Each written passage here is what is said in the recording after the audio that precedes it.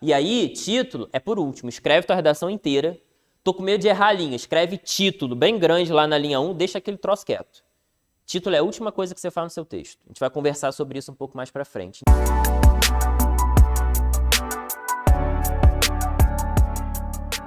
Boa noite, meu povo. Vamos lá? Boa noite, boa noite. Pessoal de casa, boa noite. Vocês estão me ouvindo bem? Estão vendo a tela direitinho aí, com o slide? Dá um retorno aí para ver se está tudo tranquilo.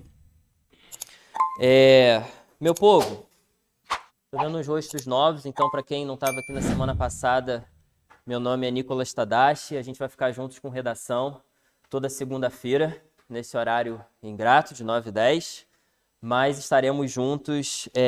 Tranquilo, Ingrid? Está ouvindo direitinho? Beleza. Então, tá vendo o slide aí, o pessoal de casa também, né? Esse slide laranja tá aí aparecendo para vocês, né?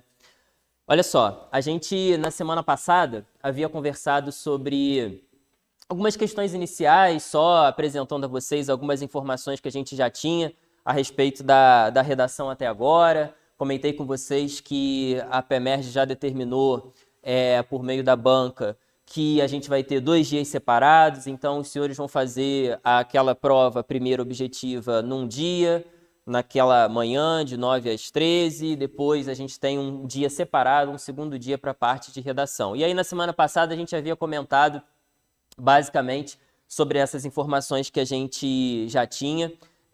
Já combinei com o pessoal, né? Tanto o pessoal que está em casa quanto o pessoal que está aqui. Esse material que eu vou exibir aqui vai subir lá na plataforma, e o pessoal que está aqui na sala especificamente, eu pedi para rodar uma folha, eu vou entregar para vocês na semana que vem. Eu achei que estava pronto, mas vai ficar para a semana que vem. Então, só estou avisando isso para vocês não se preocuparem também em copiar extensivamente tudo que está aqui, não. Vai anotando o que vocês acham assim essencial, que isso está tudo montado numa folha depois, eu entrego para vocês. Pessoal de casa também, isso vai subir tudo lá para a plataforma, a versão em PDF disso tudo, tá? Olha só, a gente hoje vai avançar um pouco mais. A gente, nas nossas próximas 4 aulas, na verdade, vai estruturar hoje algumas etapas de preparação para esse texto dissertativo argumentativo, e vamos conversar depois, numa forma bem pontualmente, primeiro sobre introdução, desenvolvimento e conclusão. Vai fazer uma primeira passagem por essas 3 etapas para a gente poder amarrar já um primeiro bloco de informações. O que eu queria que a gente conversasse hoje?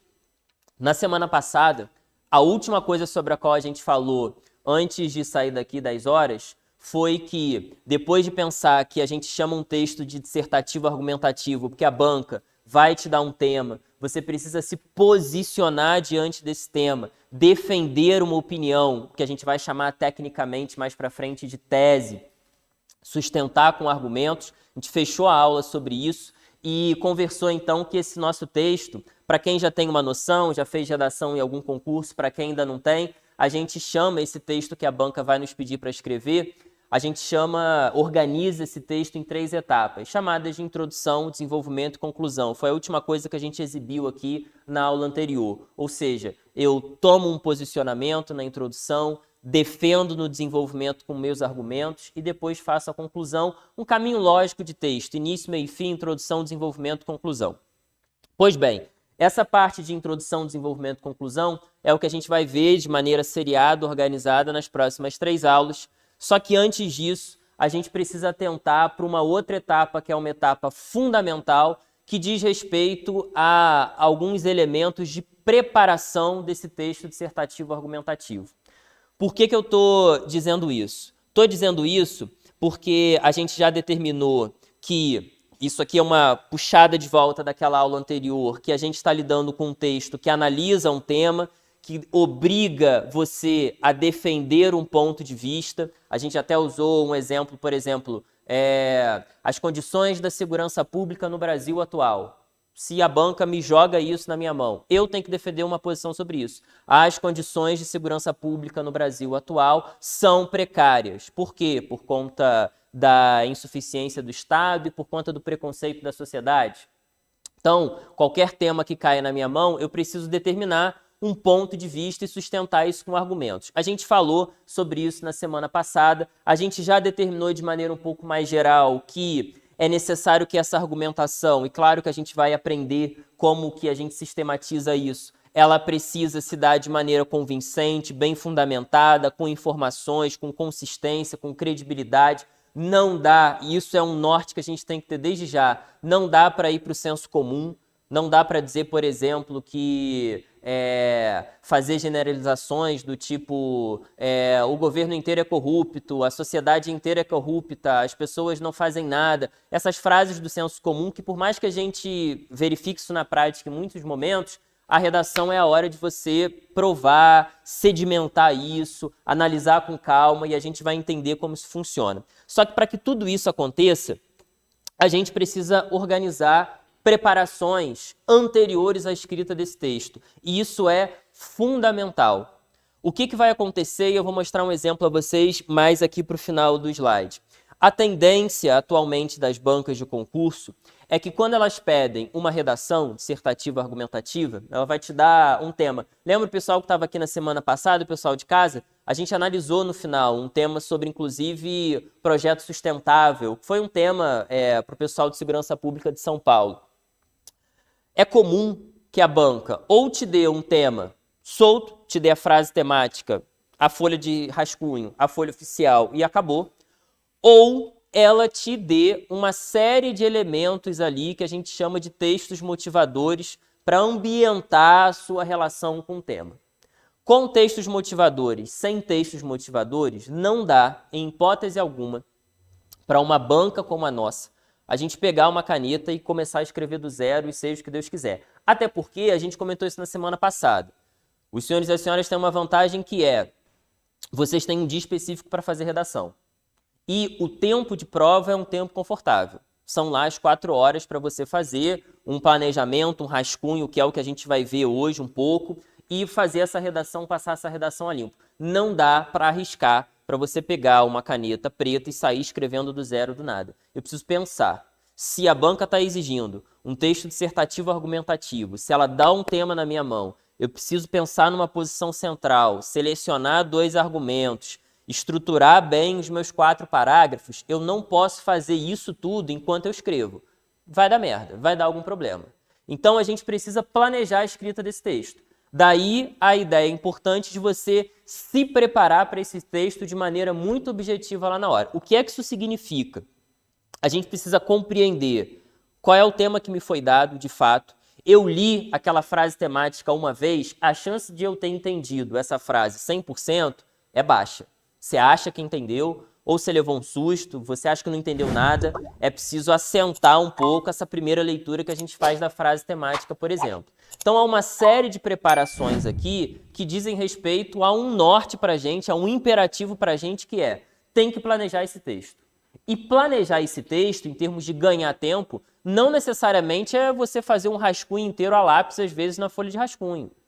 Às vezes você não vai fazer isso. Aliás, a gente vai tentar, ao longo das aulas, evitar isso ao máximo. Aprender, na verdade, a como rascunhar a estrutura do teu texto. Na introdução eu quero essa e essa ideia, isso aqui é o desenvolvimento 1, essa ideia do desenvolvimento 2. Você estrutura as ideias que você não quer perder, para depois encadear aquilo. Então, planejar é fundamental. Não dá para arriscar do zero. Ah, Nicolas, tem gente que faz isso? A maioria vai fazer isso.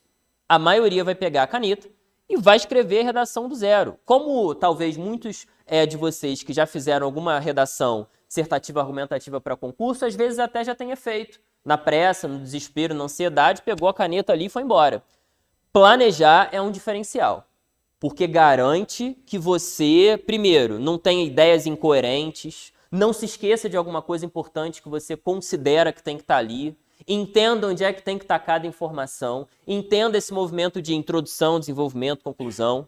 Então, planejar é fundamental. Hoje, eu queria que a gente pensasse aqui em 5 etapas de planejamento que são fundamentais, tá? Estou resumindo aqui as 5 e depois a gente vai detalhar um pouco, nada de maneira muito exaustiva, essas 5 etapas. A primeira delas é ler os textos motivadores, a gente vai conversar sobre isso. A tendência atual das bancas, como o IBAD, é fornecer textos motivadores. Antes de dar um tema, fornecer 2 ou 3 textos para você ler. Ler esses textos não é perder tempo. A gente vai entender por que é que isso funciona. Então, a primeira etapa é essa. Ela é uma etapa fundamental. É ler os textos que a banca te deu para ler, para se preparar para esse tema ali. São quantos textos, geralmente? Isso, 2 a 3 textos. Às vezes, o exemplo que eu trouxe da IBAD hoje a gente vai ver, um desses textos, às vezes, é até não verbal. É uma charge, é uma fotografia, é algo de uma leitura um pouco mais ali direta, mais objetiva. Ah, Nicolas, a banca não me deu o texto motivador. Me deu a frase temática lá, as instruções direto. Ok, essa etapa está nula. Agora, as outras são essenciais. Verificar quais são as exigências da proposta. Exemplo básico. Manda fazer título ou não manda? Porque se a proposta não mandar, você não é obrigado a fazer. Se a proposta mandar e você esquecer, você está dentro da água, porque é uma exigência da proposta. Então, isso, às vezes, passa direto pelo nosso olho. A IBAD já teve redação que deu o máximo de 50 linhas. Já teve redação que deu o máximo, que é o padrão, geralmente, né, estável, de 30 linhas. Isso está lá nas orientações da proposta. Tem que fazer o título? Não tem. Existe alguma outra exigência que está sendo pedida ali? Não tem. Isso está lá dentro das exigências da proposta. Por que a gente está trazendo o olhar de vocês para isso? Porque, geralmente, nas condições de temperatura e pressão que vocês estarão lá no dia, é aquela leitura que tu bate o olho e quer fazer o texto. E coisas passam batidas ali. E, às vezes, são coisas preciosas. Terceiro ponto, identificar as palavras-chave do tema. A gente vai conversar sobre isso daqui a pouco também. Todo tema tem palavra norteadora. Tema de redação para concurso e também para vestibular nesse ponto é pensada, repensada. Então somos uma banca, vai passar por mim, vai passar por você, vai passar por você, deixa aquilo esfriando, volta, alguém olha. Por quê? Porque eu tenho que garantir que 10 mil, 100 mil, 5 mil, 1000, todo mundo entenda aquele tema. Que não haja dúvidas para a banca, problemas para a banca. A frase tem que estar ali, ela tem que bastar. Então, isso quer dizer que tem palavras que são norteadoras ali, que é o que a gente chama de palavras-chave. Outra coisa importante, associar as ideias e as referências. Li o tema. Eu preciso pensar e, às vezes, rascunhar mesmo ali em tópicos o que vem à minha mente. A gente vai conversar um pouquinho sobre isso. E, por fim, determinar qual é a nossa tese, quais são os nossos 2 argumentos. Já posso adiantar para vocês que, como a gente falou na semana passada, todo o tema que nos é dado exige que a gente tenha uma tese, por isso que a gente está puxando isso de volta da aula anterior, e defina argumentos para sustentar aquela opinião central. Falando de maneira muito pragmática, é uma opinião central sustentada em 2 argumentos. Não há espaço discursivo para você trabalhar com 3, 4, 5 argumentos. A não ser que seja uma prova, e a gente acredita que não vai ser, em que o IBAD determine aquele número de linhas de 50 linhas no máximo. A gente acha que a tendência não é essa, a tendência seja o padrão de 30. Então não há espaço de linha para você gastar com várias 30 mil ideias ali. Então eu já preciso, antes de escrever, determinar qual é o meu posicionamento central em relação a esse tema e quais são os 2 porquês, quais são os 2 argumentos que eu quero usar. Como que isso vai se desenrolar no parágrafo, isso é uma próxima etapa. Agora, eu não posso deixar para descobrir quando eu estou escrevendo. Você vai perder um tempo gigantesco. Você acha, caneta direto, vambora. Você para na primeira frase, agora vem o quê? Aí você fica. Pronto, está perdendo tempo. Então é melhor planejar. Perder um tempo de planejamento desse texto. Primeiro ponto importante que a gente conversou é a ideia dos textos motivadores. Por que os textos motivadores são importantes? Eles recebem esse nome não é à toa. São textos que motivam a interpretação do tema. Porque você pode se deparar com 2 situações. Quem já fez alguma prova de redação de concurso público já deve ter passado por isso, que é: ou você não entendeu nada do tema, não sabe nem por onde você começa a escrever sobre aquela porcaria, não entendeu aquela frase temática de jeito nenhum, ou você acha que entendeu, quando começa a escrever, começa a bater umas dúvidas. Peraí, é isso aqui mesmo? E se eu estiver escrevendo tudo diferente do que a banca está me pedindo? A tendência dos concursos atualmente é, quando cobrar redação, fornecer texto motivador. Pode não haver? Pode. A banca pode te dar só a frase temática, as instruções e vai embora sem texto nenhum. Agora, havendo, tem que ler. Porque o recorte que a banca faz, porque a interpretação melhor desse tema começa ali. E vocês vão ver que não são textos de 2, 3, 4 páginas, não. Para quem nunca fez, quem nunca viu os textos motivadores de uma prova de concurso público, isso vai bater lá uma página inteira, sim. Tem os 3 textos lá arrumados e acabou. A gente vai ver um exemplo aqui mais para o final do slide. Então, tem que ler esses textos. Porque é o texto, às vezes, que vai me dizer, já inclusive, caminhos argumentativos. É o texto que vai, às vezes, me explicar melhor uma palavra do tema. A gente vai ver que o tema que eu trouxe fala sobre atendimento ao público. Atendimento ao público em que sentido? Está lá no texto motivador, se você ler com atenção. Então, o texto motivador é uma forma de você estudar o tema. Você é obrigado a pensar no tema enquanto lê o texto motivador. Claro, vai bater o olho no tema, volta para o texto e faz a leitura, uma leitura só, atenta, destaca uma palavra ou outra. Uma ressalva que a gente tem que fazer, para quem às vezes tem essa dúvida, às vezes tem vergonha de perguntar, eu não posso extrair as informações do texto motivador e jogar lá direto na minha redação. Isso é cópia do texto motivador. E a banca sabe, porque quando a gente é banca, a gente decora aquela merda daqueles textos justamente para caçar na redação dos caras. Então, não pode copiar. Mesmo se eu abrir aspas, não pode. O que você pode aproveitar são as ideias que estão ali. Pô, esse texto me falou que um dos desafios da segurança pública, o próprio texto apontou que é falha do governo, falta de investimento. Vou transformar isso num argumento da minha redação depois. Pensei aqui, posso? Pô, isso você pode fazer. O que você não pode é puxar o texto para dentro da tua redação. Tranquilo? Mas tem que ler. Não é perder tempo. Principalmente para quem tem dificuldade em fazer esse processo de redação. Porque às vezes você acha que entendeu o tema e não entendeu de fato. Outra coisa que a gente conversou, verificar essas exigências da proposta, né? Tudo que é exigido tem que estar escrito ali. Isso é regra, né? Então eu não posso, por exemplo, pedir uma redação, o cara não me fez título e eu penalizar se aquilo não estava lá na proposta que o cara leu no dia. Então tem que ler, são aquelas 2, 3 frases ali simples que vai dizer, escreva um texto de 20 a 30 linhas, de 20 a 30 linhas, fiz 19, não cumpriu a exigência da banca. Tem que estar lá escrito. E você tem que saber. Então, título, quantidade mínima de linha. Às vezes é raro, mas às vezes uma banca obriga você a escrever em primeira pessoa. Tudo que for obrigação, tá lá. Em relação a isso, a única observação que eu faço é sobre o título especificamente. Para ter título, para a banca exigir título, tem que estar escrito lá. Escreva um título para a sua redação.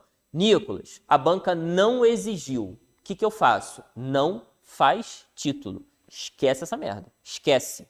Por quê? É menos uma coisa para você pensar, é menos uma estrutura para você ter menos chance de errar. Ah, Nicolas, a banca não me exigiu, mas eu quero criar um título criativo aqui e fiz. Se tu pontuou, colocou um ponto final nesse título, é um erro gramatical. Ah, esqueci, fiquei nervoso, não centralizei o título, botei encostado lá na margem esquerda. Isso é um erro. Você não precisa passar por isso se a banca não exigir. Não exigiu, vai direto. Linha 1 é a tua redação. Dúvida que às vezes surge aqui e que às vezes a gente tem vergonha de perguntar. Não pulo linha do título para minha redação. Linha 1, título. Linha 2, redação, vai embora. Não se pula linha em hipótese alguma. Isso, linha 1, tá? Então, a banca exigiu o título. Linha 1 centralizado. Só vou botar ponto se for uma pergunta, um ponto de interrogação, uma exclamação. Do contrário, eu não boto ponto final, tá? E aí, título é por último. Escreve tua redação inteira. Tô com medo de errar a linha. Escreve título bem grande lá na linha 1, deixa aquele troço quieto. Título é a última coisa que você faz no seu texto. A gente vai conversar sobre isso um pouco mais para frente. Então, isso tudo tem que estar na exigência da proposta. Tranquilo até aqui? Tudo bem? Pessoal de casa, tudo bem? Então, olha só. Ponto 3, palavra-chave.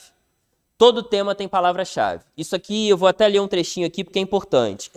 Não quer dizer que a primeira leitura do tema seja suficiente, tá? E para efetiva compreensão daquilo que você tem que cumprir. Então, uma maneira de você para você mesmo, testar se você sabe o que aquele tema está pedindo, é você se obrigar a identificar essas palavras-chave.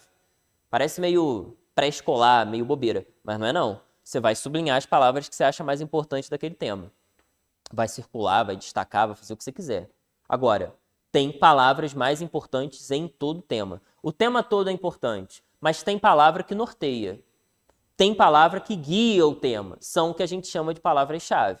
São elas, inclusive, que vão aparecer lá na introdução do teu texto já. A gente vai ver como que isso vai funcionar na semana que vem. Então, é fundamental que a gente entenda que esse tema ele é organizado por palavras muito importantes ali. Se eu li um tema e não sei identificar quais são as duas, as três, a uma palavra mais importante do tema, eu tenho um problema. Talvez eu não tenha compreendido esse tema. Isso é um autoteste. Você tem que saber qual é a palavra-chave do tema. Porque, por exemplo, se eu digo sobre desafios para o acesso à cultura no Brasil, e eu não destaco para mim mesmo que eu estou falando de desafios e de cultura, eu posso querer falar sobre uma série de outros desafios no Brasil. Então, é um exercício banal, mas é uma forma de você botar aquela viseira e se centrar ali na palavra-chave do tema, certo? Isso é fundamental para a gente poder compreender melhor essas propostas. Claro, recebi o tema, li os textos motivadores, chamei lá a atenção, inclusive, para as exigências da banca, entendi melhor qual é a minha frase do tema. O que vem à minha cabeça? Começam a surgir coisas na tua cabeça. Ideias, sinônimos das palavras mais importantes, um argumento que às vezes vem, você nem sabe o que é um argumento ainda, se aquilo de fato é um argumento ou não é. É hora de, no teu rascunho, você anotar aquilo que você não quer perder, que você não quer que suma da tua cabeça.